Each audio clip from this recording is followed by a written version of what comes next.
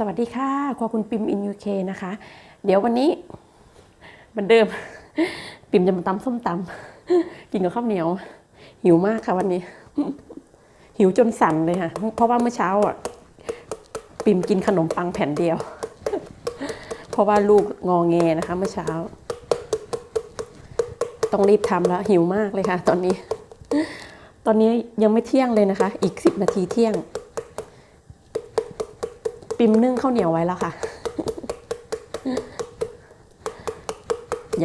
ำเลยค่ะว่าจะตำส้มตำแล้วก็ผัดผักบุ้งใส่หมู3 ชั้นพอดีผักบุ้งที่ปิมซื้อมามันเหลือค่ะเหมือนเหลือต้องรีบกินค่ะอยู่นานไม่ได้เดี๋ยวมันเสียเนาะอยู่นานไม่ได้มันเสียขูดมะละกอค่ะลูกหนึ่งปิมจะได้กินได้ประมาณ3 ครั้งนะคะ3 ครกจะแบ่งขูดแบ่งตำนะคะจะไม่ขูดหมดแล้วก็เก็บใส่ตู้เย็นไว้ค่ะที่เหลือครั้งต่อไปเราก็จะมาตำกินอีกอยู่คนเดียวค่ะพี่น้องอยู่คนเดียวเลี้ยงลูกบางทีก็เหงานะคะ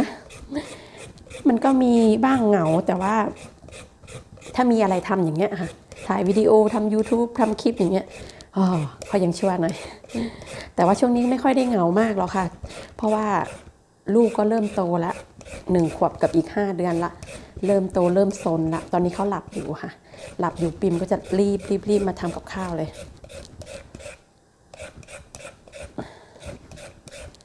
แล้วช่วงนี้ปิมก็อ่านหนังสืออ่านบ้างไม่อ่านบ้างอ่านหนังสือสอบใบขับขี่ประมาณนี้แหละเดือนหน้าค่ะปิมจะสอบใบขับขี่สอบข้อเขียนก่อนถ้าข้อเขียนผ่านเราถึงจะสอบปฏิบัติสอบขับจริงบนถนนนะคะที่อังกฤษ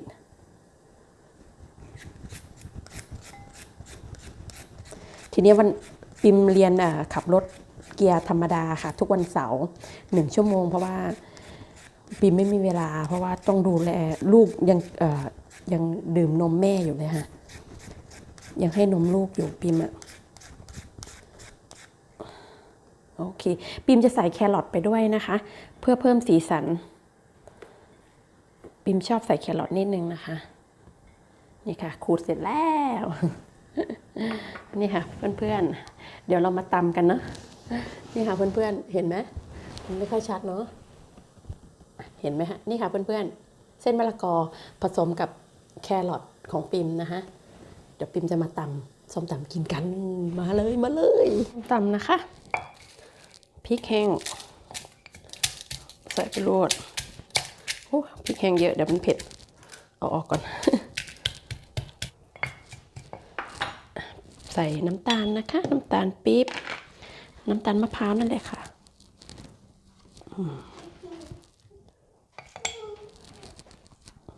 ชอบหวานชอบไม่หวานก็แล้วแต่คนเนาะแต่ปิมชอบให้มันหวานหน่อยผงชูรสมากน้อยใส่มากก็นัวมากใส่น้อยก็นัวน้อยปลาร้าเขย่านิดนึงนะคะปลาร้านี่คือตำบ่อยจนรู้อะค่ะ2 ช้อน2 ช้อนใหญ่กว่าช้อนโต๊ะนะคะ2 ช้อนเนี่ยไม่รู้ช้อนใหญ่กว่าช้อนโต๊ะอะนิดนึงแล้วก็คลุกให้ละเอียดน้ำปลาปิมไม่ใส่นะปิมใส่แต่น้ำปลา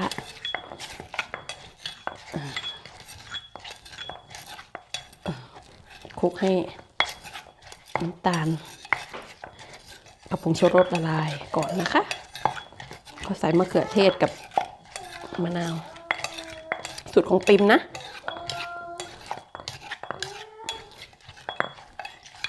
คือไม่ต้องชิมเลยอะปิมอะตำบ่อยจนรู้ละ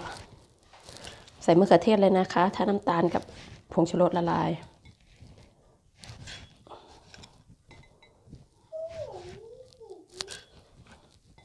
ใส่มะเขือเทศลงไปเลยตำยังไงก็อร่อยหรอกมะนาวไม่สวยนะวันนี้ลูกสุดท้ายแล้วปิมยังไม่ได้ไปซื้อเลยแต่ก็น้ำดีอยู่แต่ไม่บีบนะคะมะนาวเหมือนเดิมค่ะสูตรของปิม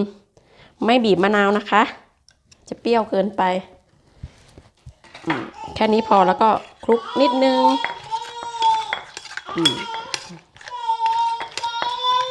ครับแล้วก็ใส่เส้นเลย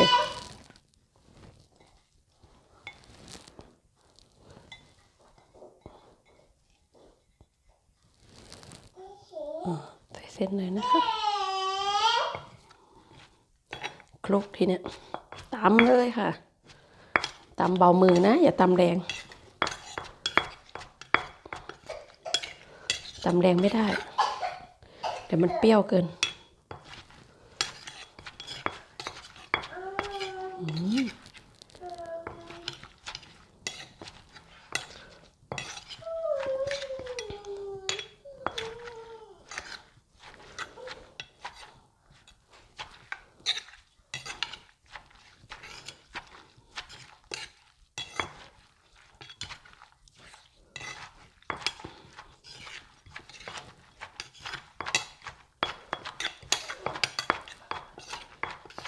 หอมเลยค่ะหอมปลาร้าท่านผู้ชม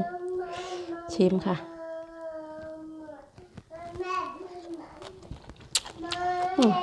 แค่นี้แซ่บ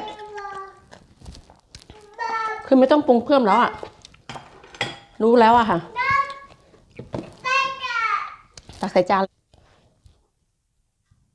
ปิมจะใส่จานเลยนะคะทีเนี้ย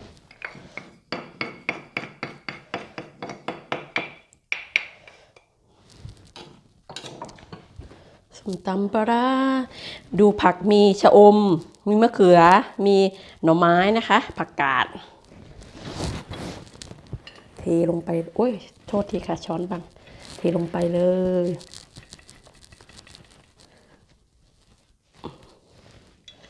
โอ้ยจะแซ่บบ่จะแซ่บบ่ค่ะพี่น้อง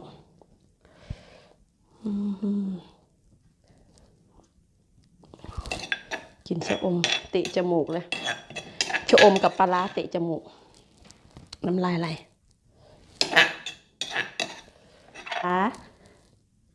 นี่นะคะมีหน่อไม้มีมะเขือมีชะอมผักกาดนะคะแซ่บเลยทีนี้ปิมมีอันนี้ค่ะหอยนี่หอยกระป๋องค่ะท่านผู้ชมหอยทอดกรอบอร่อยมากค่ะหอย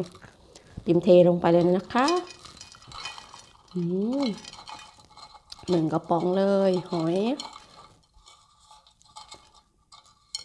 มันออกหวานๆนิดนึงค่ะหอยอะไรเนี่ยหอยเชลล์เหรอคะเขาเรียกหอยเชลล์ปะหอยอะไรเนี่ยหอยลายหอยลายนะคะนี่ค่ะหวานๆนิดนึงอบแห้งสะดวกดีแล้วปิมนี่ค่ะแคบหมูเป็นถุงแบบเนี้ยถุงเล็กๆปิมใช้2 ถุงปิมชอบมากเลยยี่ห้อเนี้ยแคบหมูมันนี่ค่ะแคบหมูมันจะเป็นแบบเนี้ยเนี่ยอร่อยนะคะเนี่ยเหมือนบ้านเราเลยค่ะแคบหมูที่อังกฤษปิมใช้2 ถุงเพราะถุงมันเล็ก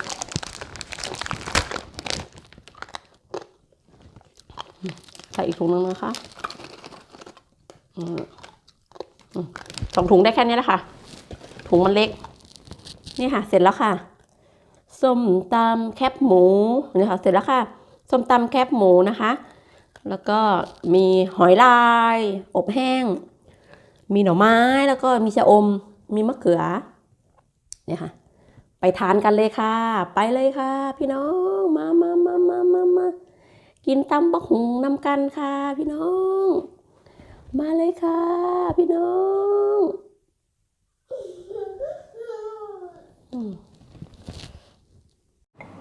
ข้าวเหนียวสุกแล้วนะคะเดี๋ยวปิมจะใส่กล่องเลย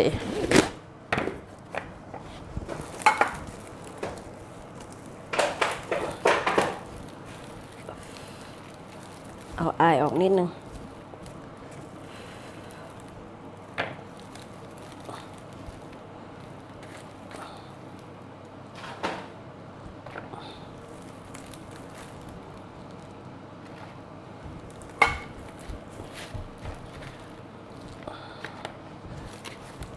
ข้าวเหนียวหอมเลยค่ะเพื่อน ติดก้นนิดนึง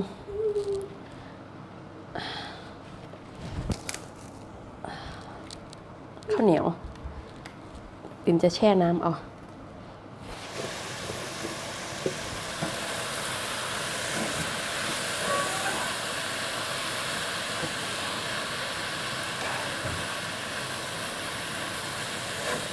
น้ำมันก็จะออกมาจากผักบุ้งเลยนะคะ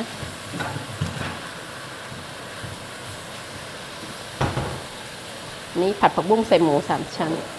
ผัดผักบุ้งของเราใส่จานเรียบร้อยนะคะผัดผักบุ้งใส่หมู3 ชั้นนะคะ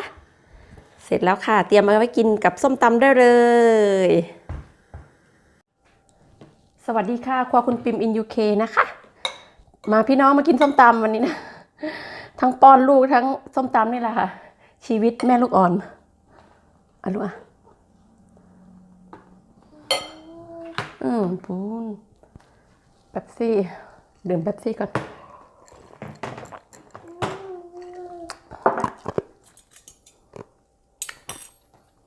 ชีวิตแม่ลูกอ่อนก็เป็นอย่างนี้แหละค่ะส้มตำก่อนนะ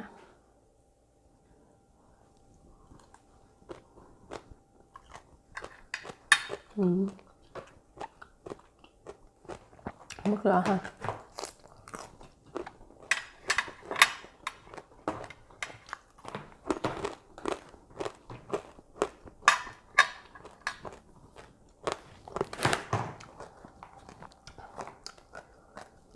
ข้าวเหนียวร้อนๆเลย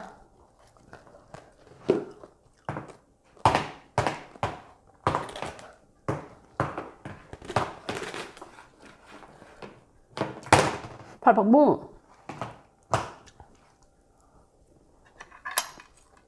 ไข่หมู3 ชั้นค่ะ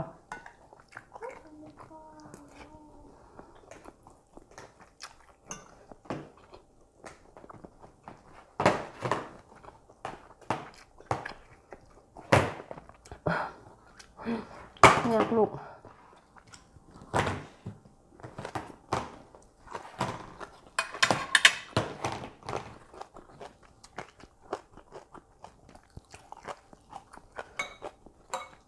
เลี้ยงลูกคนเดียวค่ะพี่น้องอยู่คนเดียวอย่างนี้เข้าห้องน้ำก็เอาเขาไปด้วยลูก